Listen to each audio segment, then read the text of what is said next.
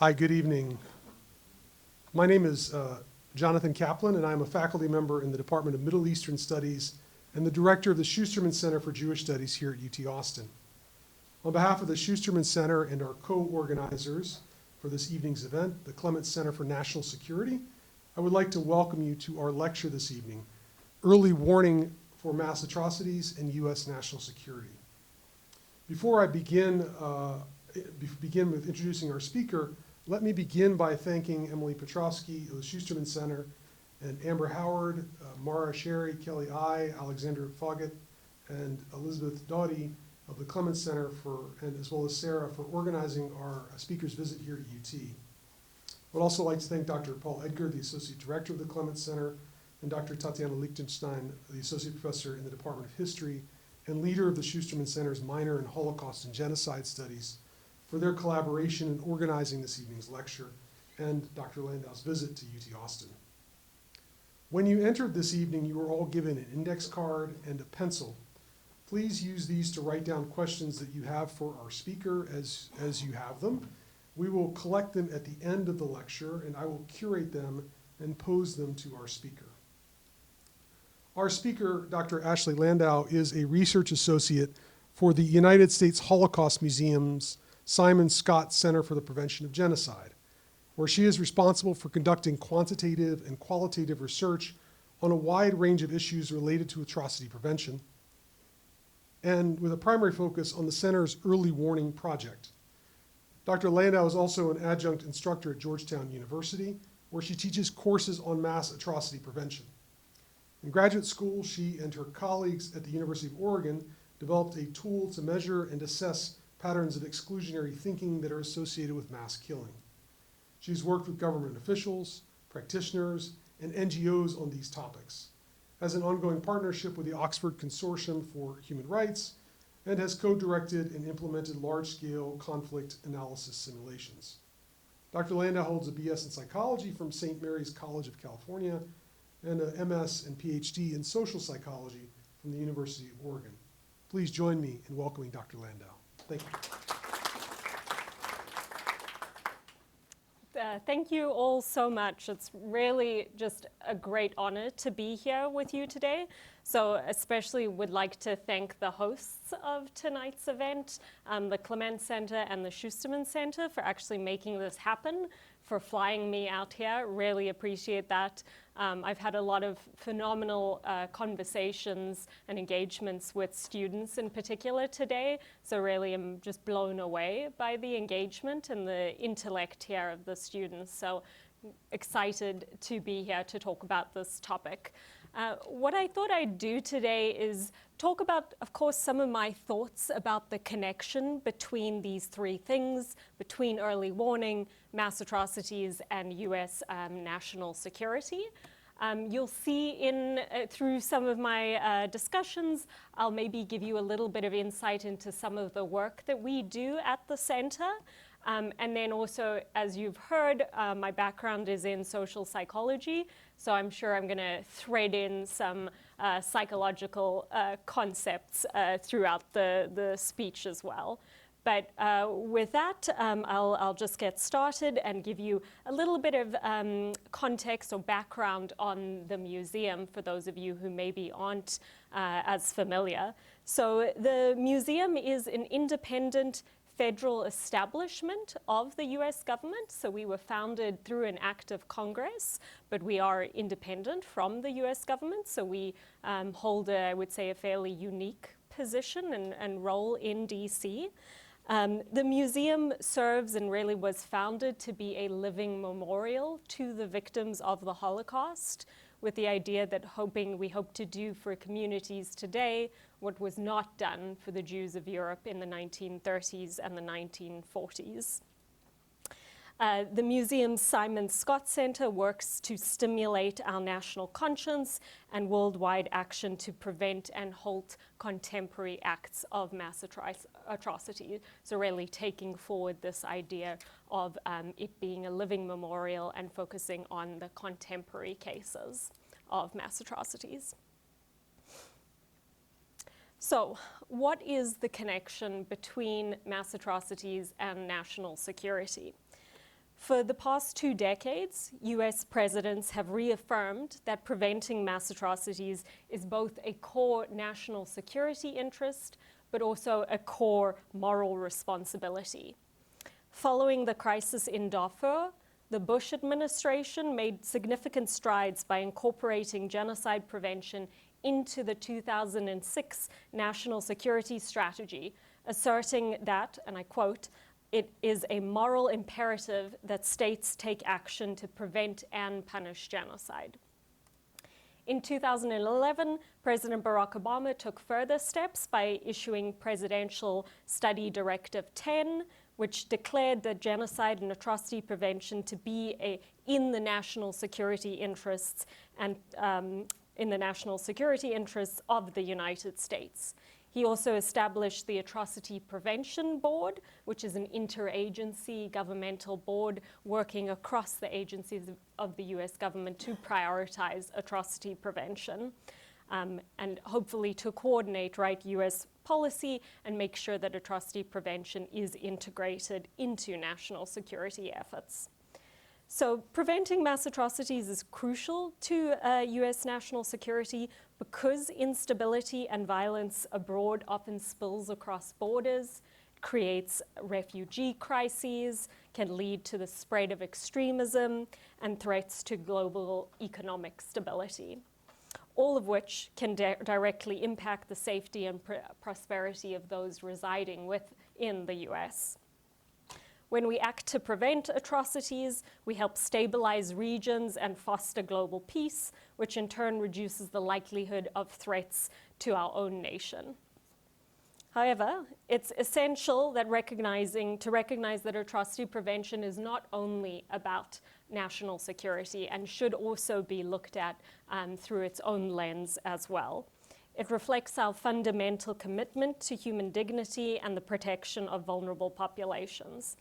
And upholding this commitment reinforces our core values as a nation and strengthens our leadership and reputation at the global stage. Fortunately, we have actually seen an increase in legislation to help guide us in this critical area and help ensure that atrocity prevention remains a priority. So in many of these legal acts, you'll see that either prevention or early warning is mentioned. Existing legislation like the 1948 Genocide Convention, for example, obligates us to prioritize prevention, ensuring that we do not merely react to crises, but actively work to avert them. In the past couple of decades, the US government has especially made great strides in institutionalizing early warning and prevention into its own legislation.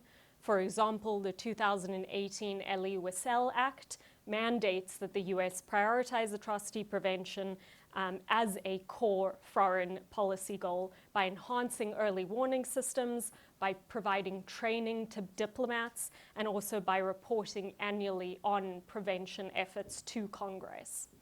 Another landmark act is the 2019 Global Fragility Act, which directs the US government to address the root causes of violence and instability in fragile states by implementing long-term strategies that prioritize conflict prevention, stabilization, and also resilience building.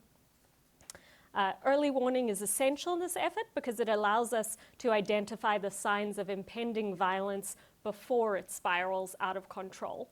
By closely monitoring indicators such as political instability, hate speech, human rights abuses, and patterns of discrimination, we can detect early signals of tension and mobilize resources to diffuse crises. And by fulfilling these obligations of all these legal acts, and some of which I've mentioned, we can also minimize the staggering costs of humanitarian aid, reconstruction, and peacekeeping that often follow conflicts. So acting proactively through prevention tools such as diplomatic efforts or humanitarian assistance or targeted sanctions, it not only saves lives, but it's also far more cost-effective than responding after violence has erupted. For example, the World Bank estimates that every dollar invested in prevention saves $16 in response and recovery costs. So, just to put that into context, in the transitional period that followed the 1994 Rwandan genocide, the U.S. Agency for International Development, or USAID, invested approximately $61 million between 1994 and 1999. Had we invested in prevention, it would have cost less than $4 million. At the museum, my work focuses squarely on early warning, including through quantitative methods. This means that a lot of the time I'm looking at the raw data, or the hard numbers. One of the most challenging aspects of my work is confronting the staggering number of civilians killed in conflicts around the world. Each year we witness immense suffering and tragic loss of life in places like Palestine, Ukraine, Nigeria, Burkina Faso, just to name a few. These figures can often leave us feeling overwhelmed and powerless, and this is a phenomenon in psychology known as psychic numbing, which illustrates how difficult it can be for humans to grasp the magnitude of such vast numbers. An example of this concept, somewhat recent from last year, can be seen in the media coverage and resources expended on the search for the Titan submersible and its passengers versus the capsized migrant boat disaster in the Mediterranean Sea, both of which occurred in the same time period. And yet, the media response disproportionately favored the Titan submersible. Reflecting the concept of psychic numbing, it's far easier to empathize with 5 individuals whose faces and names we know than with 750 unnamed migrants, making personal connection and compassion much more accessible for the smaller tragedy.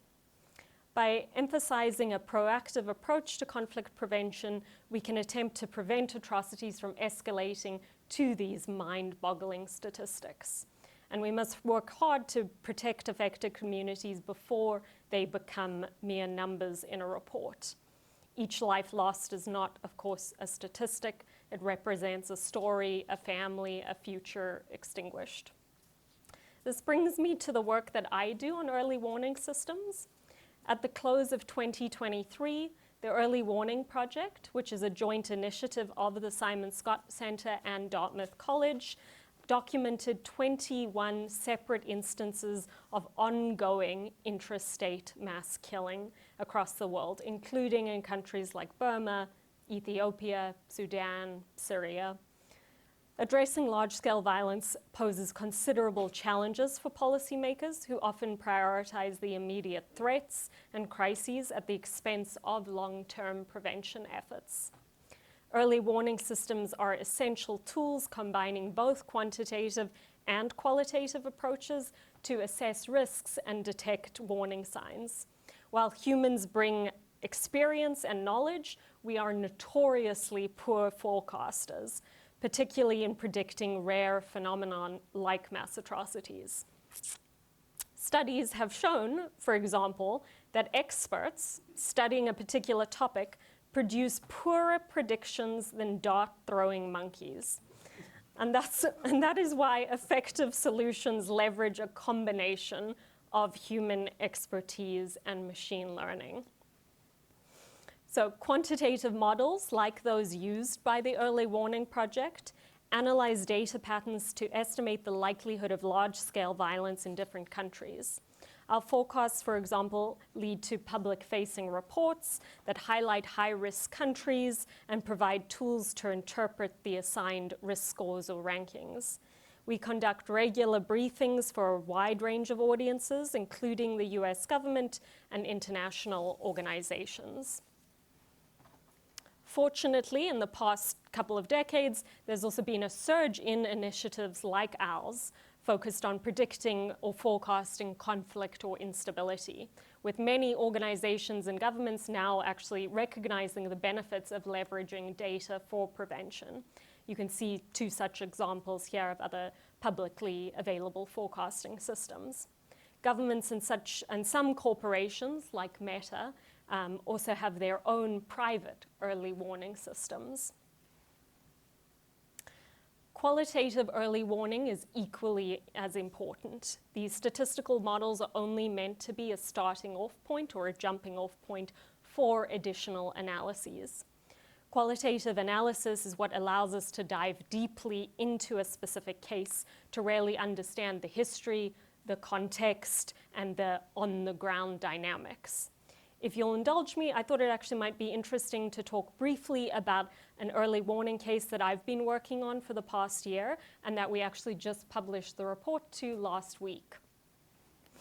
So each year, the Early Warning Project chooses an early warning country to focus on and provide an in-depth analysis for. These assessments aim to highlight situations where mass atrocities are not yet taking place, but where there are risks that are present. Our most recent report focuses on Uganda, and it's cases like Uganda that aren't receiving the attention they deserve, largely because violence hasn't yet erupted.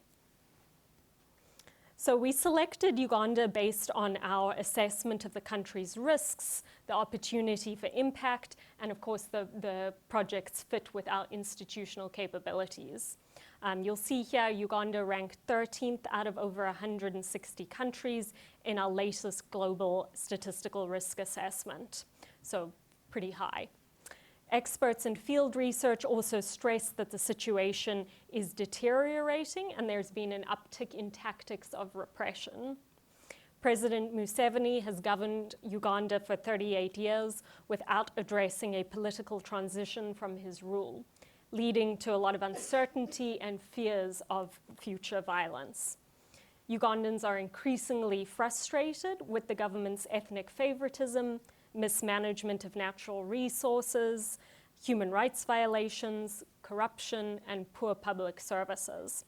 Uganda has also experienced multiple instances of mass atrocities in the past, and the heightened political violence during previous elections, which you can see here in one of the articles, is also raising concerns that the 2026 presidential elections will also be marred by violence.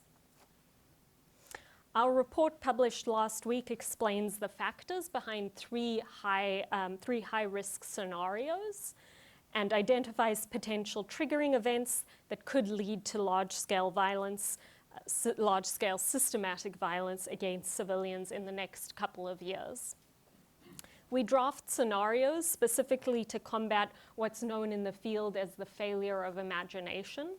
This is a concept often used to describe situations where individuals or groups are unable to foresee or imagine certain possibilities, especially rare ones, due to cognitive limitations or biases or preconceived notions. To compound this, as humans, we tend to seek out information that aligns with our pre-existing beliefs or information that's readily available, and often downplay or reject information that contradicts our views. And these, I'm talking here about the confirmation bias and the availability bias. Despite the progress that has been made in the atrocity prevention field in a lot of that legislation that I've mentioned and institutionalization, significant challenges do remain. Bureaucratic hurdles, limited resources, competing national interests can hinder timely and effective responses. Often there's a reluctance to act on early warnings due to concerns about political issues or financial costs, as well as the fears of interfering in the internal affairs of another state. Additionally, coordination among multiple organizations or agencies within government can be complex, with differing mandates and priorities causing delays and fragmented responses. The US government, as a colleague of mine likes to say, operates much like a massive ship. In particular, it's incredibly difficult to turn. So steering it requires not just a clear vision, but a coordinated effort across multiple layers. And even when signs point to the need for change, whether due to social shifts, global events, or maybe urgent humanitarian crises, Initiating that shift or that turn is slow and complex, hampered by all these layers, political negotiations, and procedural requirements. Obviously, I am aware that the US government probably has a lot fewer pools and slides and all the you-can-eat buffets as the ship I'm showing here, but still. One specific challenge that policymakers face is that we as humans are reactive rather than proactive. We focus on trying to put out the fires rather than preventing them in the first place. Studies have shown that humans consistently tend to opt for immediate rewards or short-term results instead of rewards down the pike, even if those rewards might be greater. Furthermore, people don't tend to think further out than 5 or 10 years.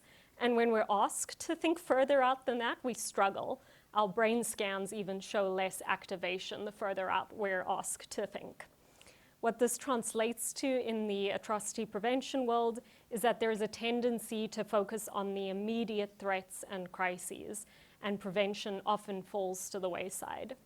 And as we know, once atrocities are underway, large-scale loss of human life has likely already occurred, and our options are limited. They're not non-existent, but they are certainly limited.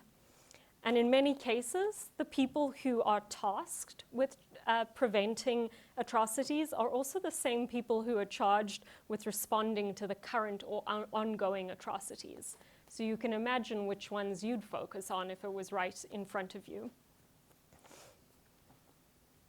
Atrocity prevention is a long-term endeavor. Initiatives that focus on upstream strategies involve sustained efforts to increase the capacity and resilience of societies. These measures are forward-thinking, frequently undervalued, and sometimes go unnoticed due to their success in preventing crises. The Global Fragility Act, which I've mentioned, is a step in the right direction since it does have a more long-term focus, certainly, and we can continue to improve and ensure that atrocity prevention work is being seriously integrated and monitored along the way. Another challenge specifically related to forecasting statistical models is that trying to convince policymakers to use these tools is not the easiest job. There exists a deep, and this is for humans generally, but there exists a deep skepticism around technology, especially around technology like machine learning or artificial intelligence. After all, right, it's much easier to trust a human expert, especially if that expert is maybe sitting in front of you, say, with a cup of coffee in hand. We tend to think, you know, if this decision goes south, at least I can throw my cup of coffee in their face. But with AI, the trust issues can feel more like navigating a minefield in the dark. And it's important to remember that while humans are prone to biases and errors, artificial intelligence can analyze vast amounts of data with precision and speed that we might only be able to dream about. So we need to instead think of it as a partnership. We can provide the coffee, right, and the nuanced understanding of human interactions and complexities, while artificial intelligence can bring the data-driven insights. So overcoming all these challenges or barriers, as I've mentioned, requires strong leadership, clear mandates, and a shared commitment to prioritize atrocity prevention as a global responsibility. So there's now, fortunately, a strong normative and policy framework for international action to prevent and contain large-scale violence. However, it's of course important to remember and remain aware that progress is not always linear. So as university students, especially students in the room, you definitely have a lot of power to contribute significantly in this field through your career choices and perspectives. So pursuing jobs in whether it's government or international organizations or even academia, it allows you to engage directly in shaping the policies that work to protect affected communities. So by equipping yourself with the knowledge and skills in this area, you can actually be a part of the generation that prioritizes prevention over reaction and utilizes a combination of quantitative and qualitative methods. So in conclusion, while preventing mass atrocities is undoubtedly linked to national security interests, it's an equally important endeavor in its own right. Early warning systems play a crucial role in the effort, and by intervening before crises escalate, we not only save lives, but we help stabilize regions that would otherwise threaten global security and peace. So I think I'll end there, but thank you so much. That was wonderful. Thank you, Dr. Landau. We're going to now have an opportunity for questions, so I encourage you to, if you have a question, to fill out the card before you and pass it to the right, and some folks will come around and collect those cards for our time together here and bring them to me, and then I'll pose those directly to Dr. Landau. As you're doing that, I want to begin with a question related to machine learning and AI, and if you could maybe unpack a little bit more how that works in terms of the prediction of early warning systems for mass atrocities. How do you leverage AI? What's involved in the nuts and bolts of that process? Yeah, always happy to talk about that. So the way we do it, so our early warning, our forecasting model, everything is publicly available. Our website is public. The data sources that we rely on are all publicly available and open source as well. So definitely you can find all this information on our website as well. But ultimately how it works is these rankings and these risk scores, some of which you saw on the slide, they're not produced by me, my understanding or my opinion on a situation, but rather by a machine learning algorithm that's learning from the past. So in essence, what the model is really doing is it's asking what countries today look most like countries that have experienced a mass killing in the past, and really what did they look like in that year or two before onset. So we include a wide range of variables in the model. Some of the variables are things like population size or infant mortality rate. Other variables are maybe variables that maybe can change year to year, so things like coups or coup attempts, or maybe freedom of expression, that sort of thing. So I think we have about 38 variables in our current model that go into the model, and then the algorithm is what decides, detects patterns within the data and decides which of those variables are influential in helping us forecast future mass killing. But yeah, all the information about the specific algorithm that we use, everything like that can be found on our website, including the accuracy of the models and the limitations or uncertainties around some of these forecasting models. Yeah. Great, thank you.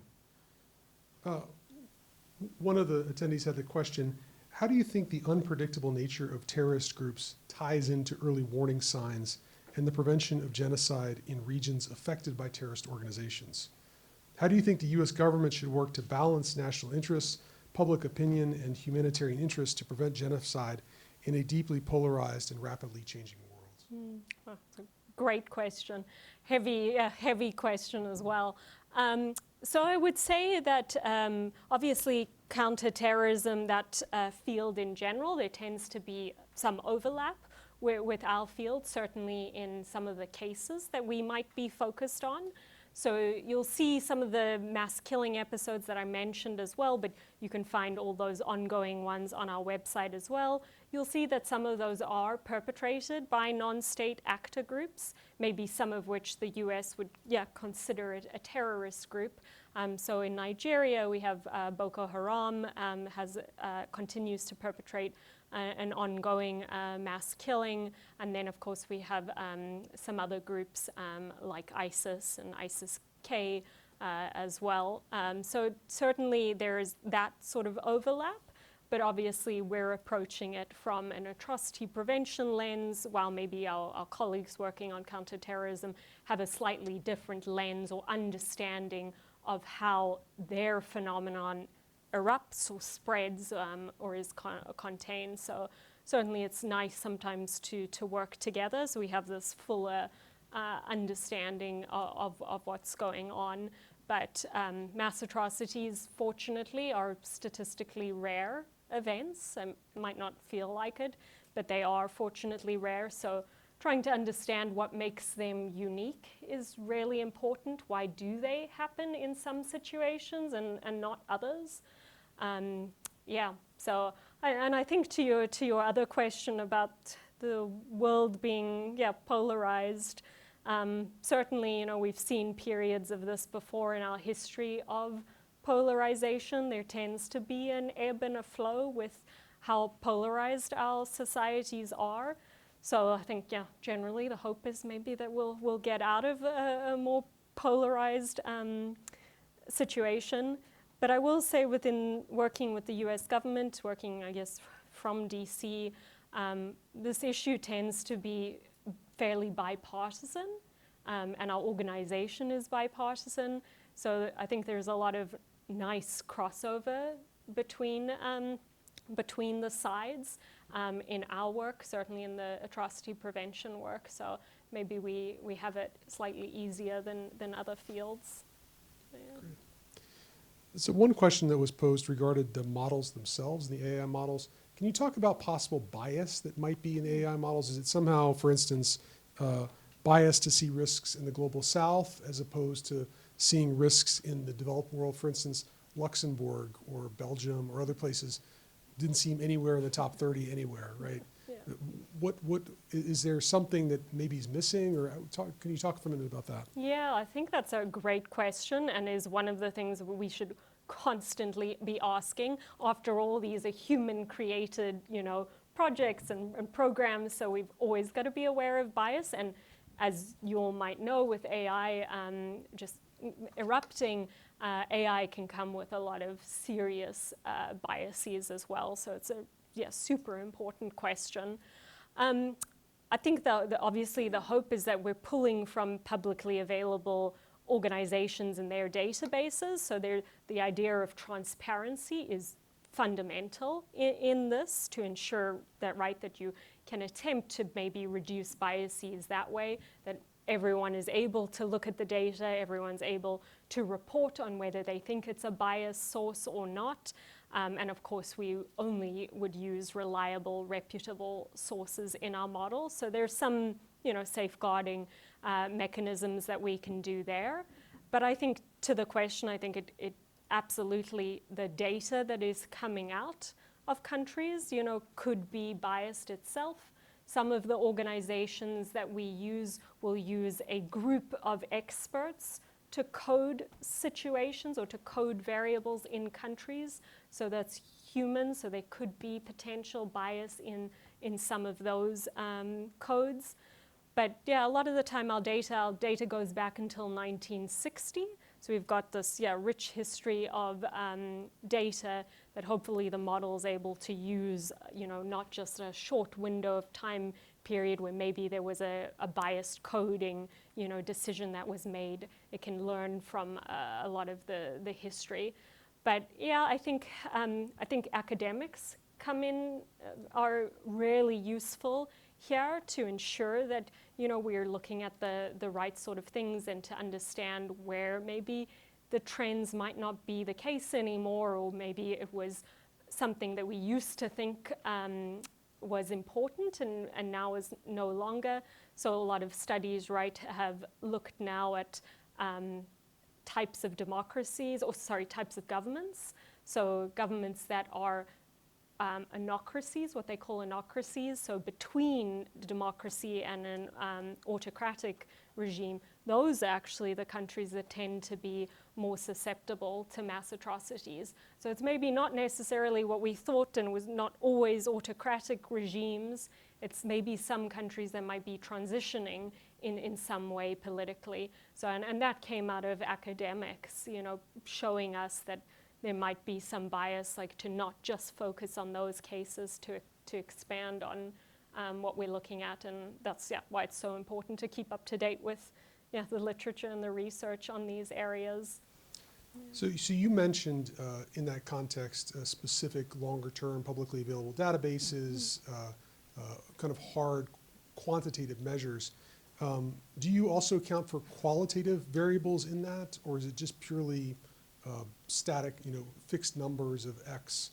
Yeah. And how does that impact what you're doing? Yeah, so it depends on, I guess, where you draw the line as well between qualitative and quantitative.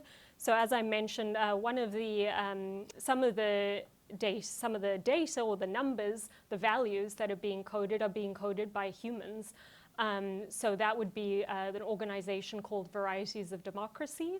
We have a number of their variables in our model, and they rely on a set of country experts. For each country, they have at least 5 country experts that are making these decisions about where their country ranks on freedom of expression, say, or some other metrics. So in that sense, it's qualitative, it's human expertise that's being involved, but obviously being turned into quantitative numbers that we can then plug into the models. But I will say that is why these models are only ever meant to be a starting point, and that's why you need those qualitative reports like the one I mentioned on Uganda, because that's where you're going to get the rich detail. That's where, hopefully people from the country are leading that work and writing the reports, which is how we handle things too.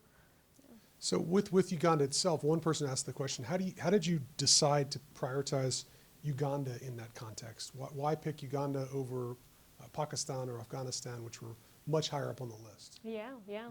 That's a great question, and there probably is no, I guess, easy answer. There are unfortunately so many countries, right, that we can focus on. We're a very small center. We're 12 of us, full-time staff. And obviously you can see mostly one of me working on early warning. So we can only do so many of these at a time, unfortunately. I wish we could do a lot more. But many decisions go into selecting a country. So that would be things like, where does it rank on our risk assessment score? And I think in the previous year, it had ranked in the 20s.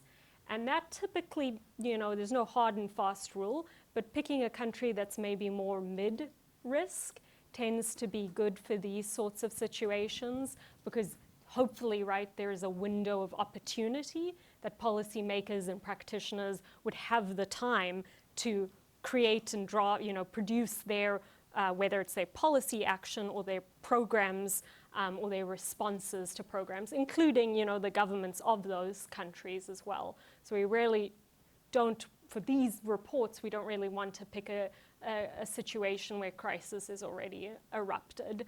We're trying to focus on something a bit different, but lots of other selection criteria are involved, whether it makes sense for us, whether we feel that we can recruit someone from the country itself, or maybe in some countries the risk is so high that it would be putting that individual at too high of a risk for them to be working on something like that we focus on.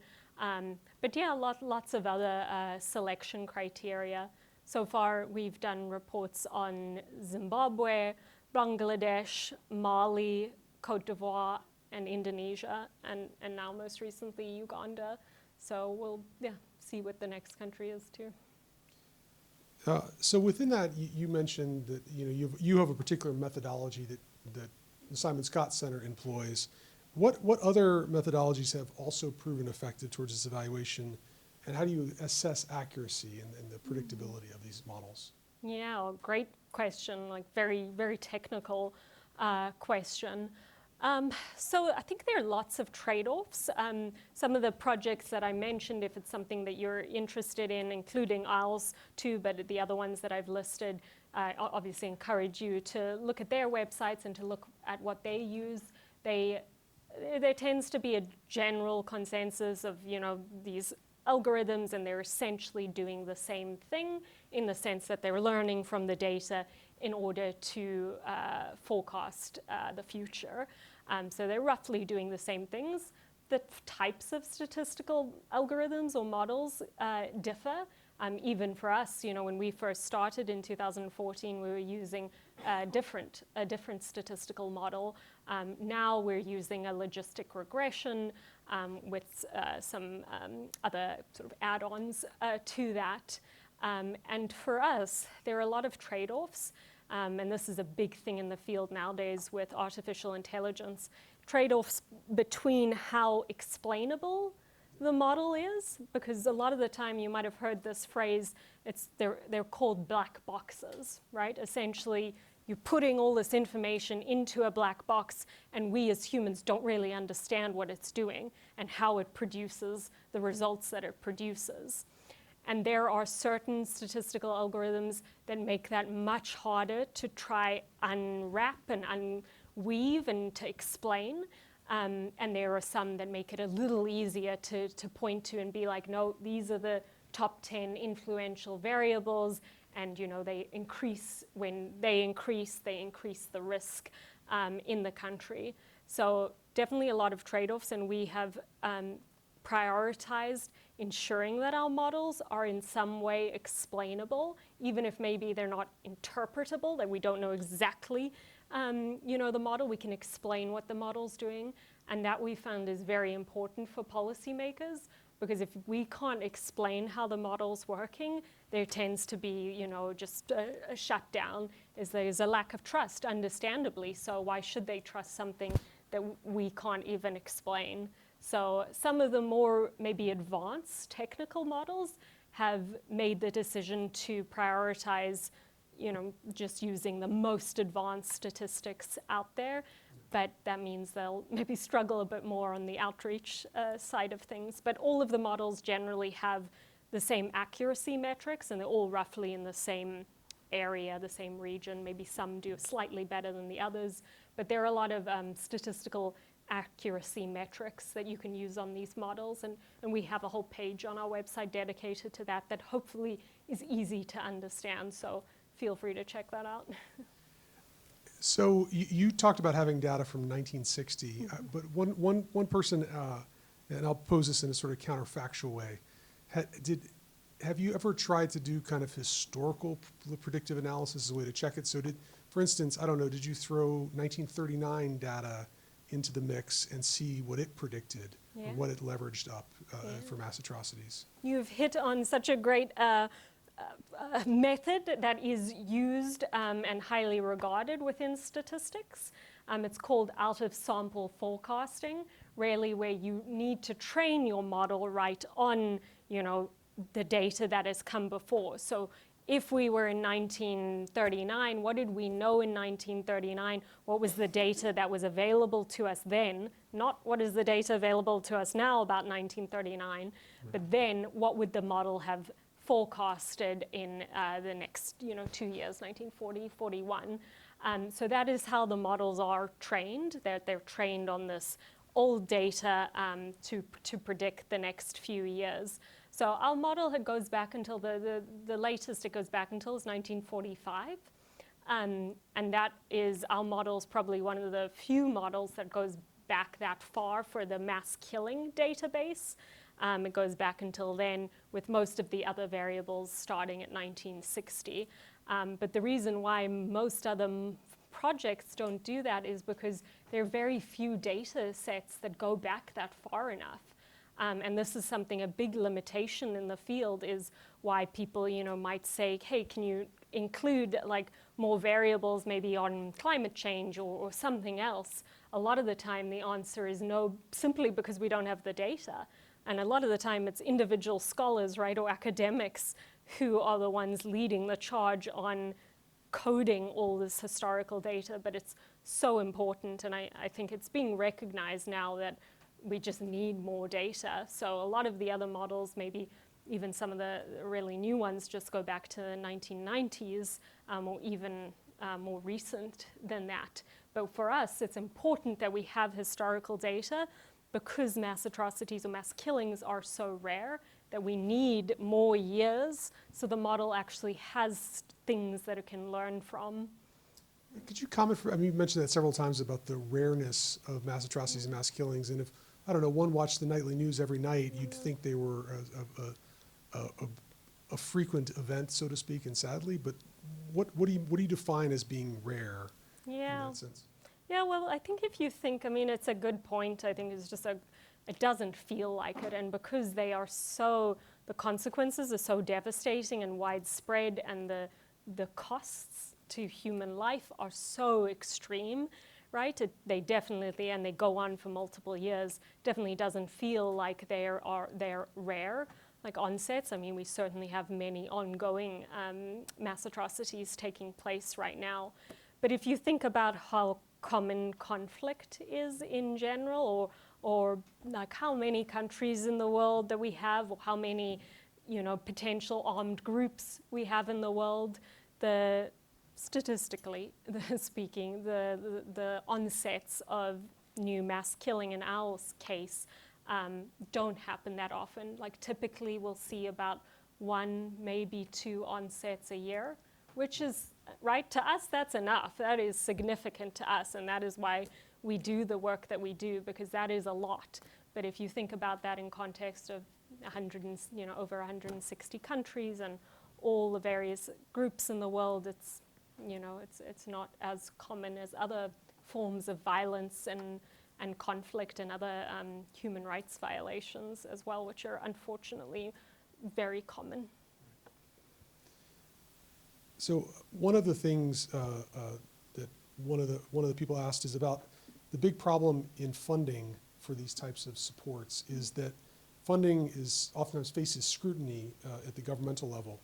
So if it is difficult to get career policymakers to support conflict prevention, how can we translate the importance of conflict prevention to the general public to make that support easier and more part of the standard activity of governance, as opposed to something that is ad hoc and very hard to get governments to move on? Yeah, I think that's such a good point, and I think it is the long-term endeavor.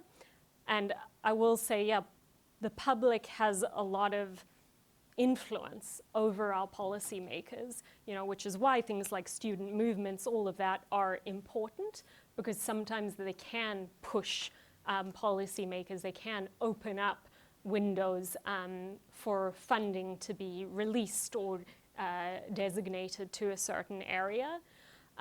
So that is important. Other times, policymakers are constrained by, things within government, and they, even if there is a strong public push, which these public grassroots sort of movements can unfortunately not be long-term, they can be short-lived. And if that's the case, right, we can just ignore them. It's easy to forget about it. So I will say, from the public, I think it's the long-term endeavor, the long-term push to get these sorts of things funded, designated in government. But I think an easy way to do that is through these big acts that Congress ultimately, approves. So things like the Elie Wiesel Act, like the Global Fragility Act, which had a lot of high bipartisan support. And those sorts of things set aside funding for this work. They set aside funding to train foreign service officers who are getting deployed to these high-risk countries. They, fund other initiatives as well. They mandate it appears in certain reports that the DoD is also the Department of Defense is also, looking at these, that the intelligence community is. But I would say, the big part of that is the funding, that there is now clearly established funding for atrocity prevention. And Global Fragility Act maybe will help us more with the long-term, more upstream cases, but I think we need more, and we need Congress to hold our government accountable for maybe when the funding isn't spent, or maybe we need to better monitor the prevention efforts as well. So one set of questions relates to a psychological affinity. So to what degree should we encourage affinity for and to vulnerable populations as a means of increasing support for and awareness of their vulnerability? And should policy be linked to this psychological affinity, or can policy be made technocratically, as your more quantitative analysis is pushing us to do? Interesting. Yeah, very, very interesting. So I think a lot of the programs that are implemented currently focus on social cohesion. So similar to affinity is trying to get two groups to coexist, to understand each other, to understand each other's perspectives and grievances and whatnot. Unfortunately, the literature is mixed there. Some of the programs seem to work on social cohesion, seem to reduce the likelihood of violence between groups. But in other cases, it's not. They don't seem to work very well. So once again, we probably need more data to, and we need a longer term approach to actually maybe fully understand the pattern of why they're working in some cases and why they're not. It probably is context specific, certainly.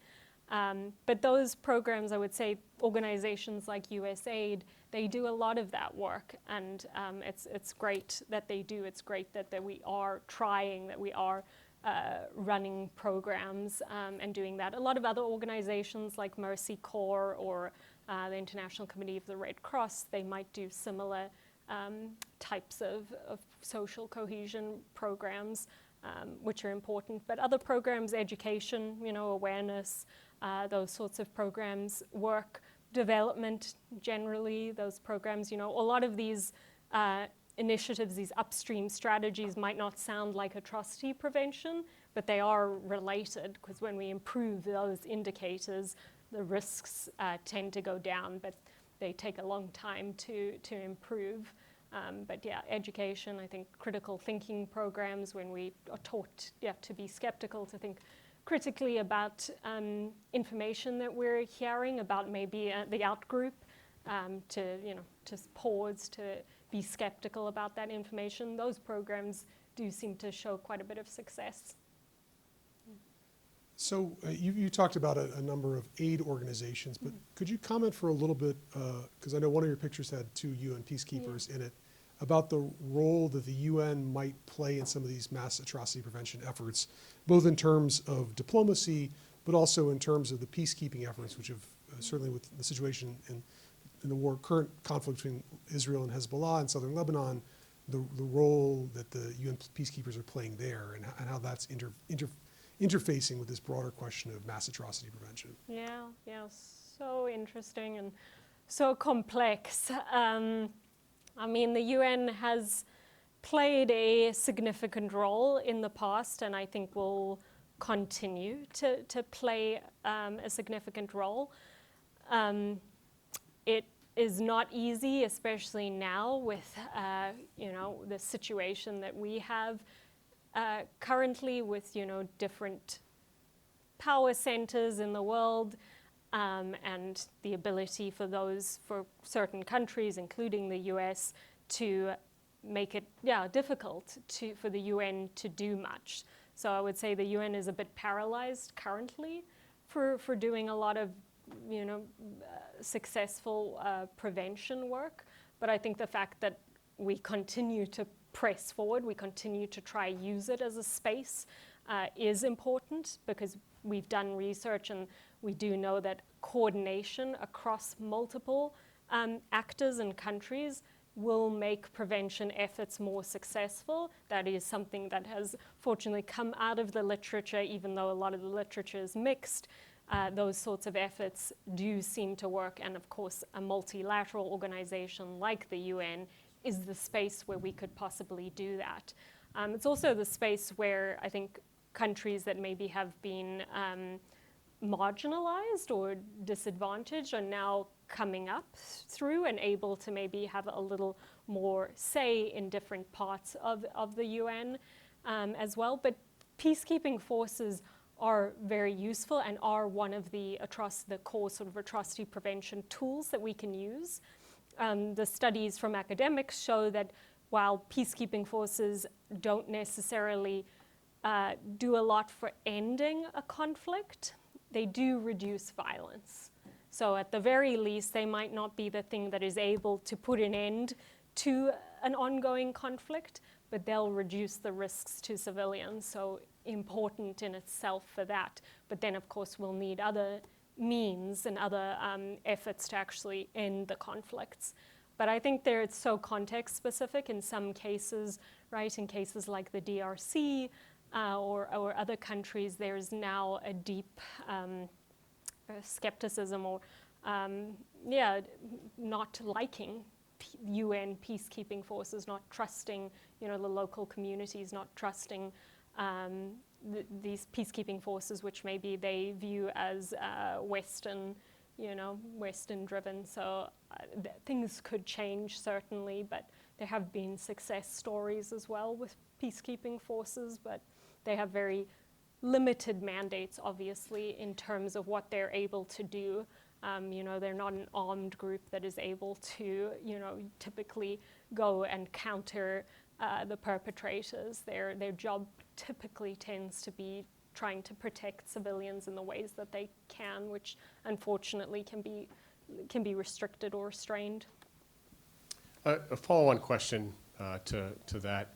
Can you talk a little bit about instances where intervention actually accelerates atrocity occurrence or perhaps the severity of atrocities? Because I think we could get broad agreement that everybody wants to prevent these, but one of the things that certainly prevents policymakers is a legitimate fear. Maybe not a statistically important fear, but a real fear that intervention, even if it's not military, even if it's simply diplomatic in the most mild way, can actually accelerate some of these things, and has in certain instances. Can you talk about that a little bit? Yeah, happy to. And I guess I'll talk more from my personal opinions on this case, because it's not,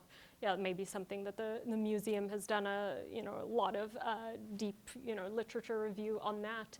I would say, obviously, it was the first point hard, right, to point to the counterfactual of, had we not, intervened, would it have been, better? Would it have, not escalated to that case? So I think that's just generally a struggle with in this field, is trying to, do lessons learned research. Is like sometimes it's very hard to say that. It's also the causality, right, aspect of being able to pinpoint, okay, we intervened, and then things got bad. Like those, very hard to like actually pinpoint what caused something.